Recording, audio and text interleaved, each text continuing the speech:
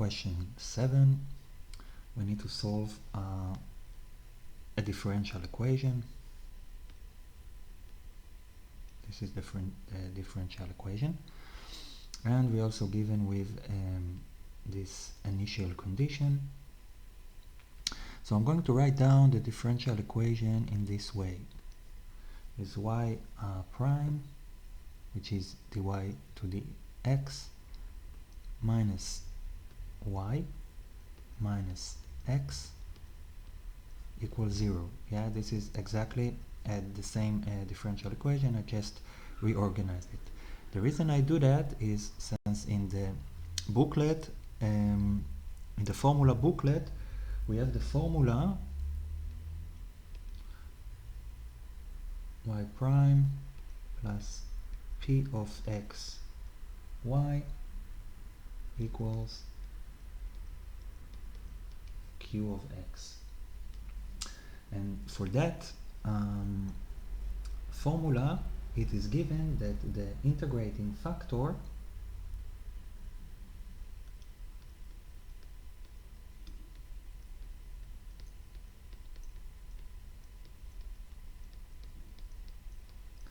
is e to the power of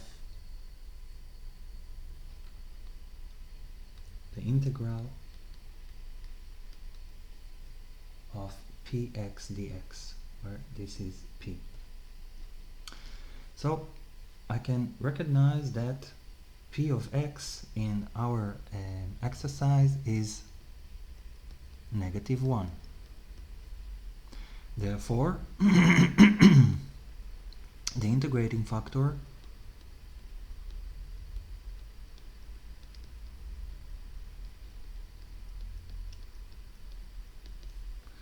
is e to the power of the integral on p of x, which is -1, the dx. Then we get that the integral of -1 is -x. So our integrating factor is e to the power of -x. So now I'm going to use this integrating factor. I'm going to take my differential equation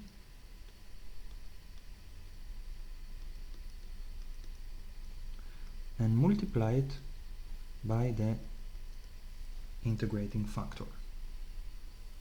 Then I get y prime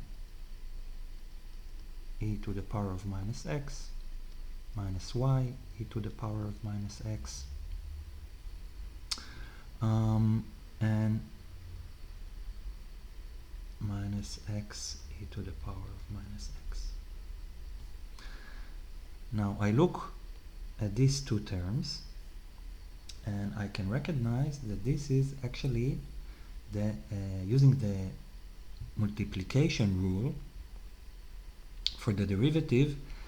This is actually was y times e to the power of -x, the derivative of that. Yeah, because according to the multiplication rule, then we have to do the differentiation of the first term, which is y prime, times the second term without a derivative, and then we take the first term without a derivative and the first term we have to differentiate, so we get e to the power of -x with minus here in the front.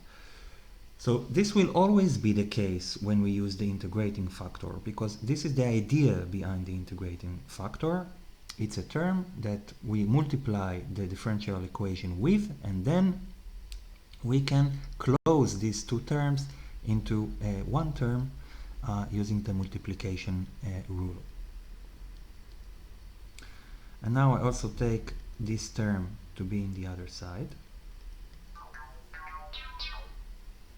And now I do integration according to x of both sides. So here I simply get rid of the prime, because integration is the opposite operation for a derivative. Here I have to integrate x e to the power of minus x, and I also get a constant c. So now we have to do the integration of this term. In order to do the integration of this term, I recall the integration by part formula. So when we have to do the integral of u v prime, it will equals u v without the prime minus v u prime.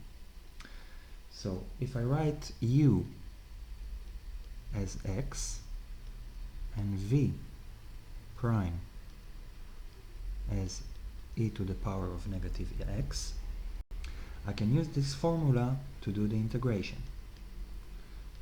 So I get that the integral on x times e to the power of minus x dx equals u times v, so u is x, and v, I now have to take the integral of e to the power of minus x, which is e to the power of minus x, but I just have to add a minus here in the front.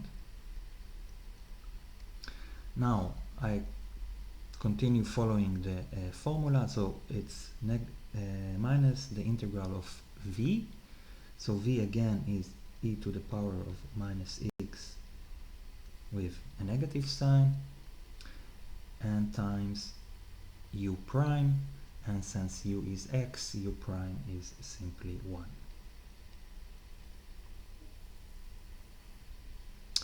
So here we got that the integral of x e to the power of minus x is minus x e to the power of minus x, and here those two negative sign numbers will be a plus, and I have to integrate e to the power of minus x, which is e to the power of minus x times minus 1. Yeah, this is for the integration, so I add these two negative signs that turn into a plus sign, but still add another minus sign from the integration. So overall I got here minus x e to the power of minus x minus e to the power of minus x. So now I go back, yeah, to this step. This is what I wanted to find, the integral of x e to the power of minus x, and I just substitute it.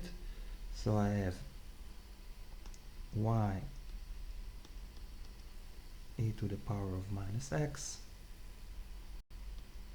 equals this part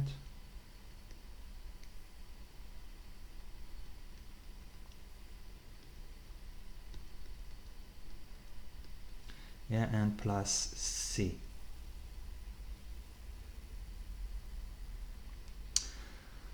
So I almost got my function y.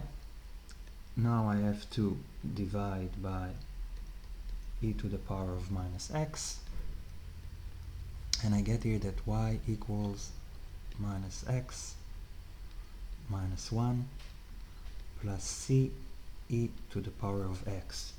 Yeah, dividing by e to the power of negative x is like multiplying with e to the power of positive x.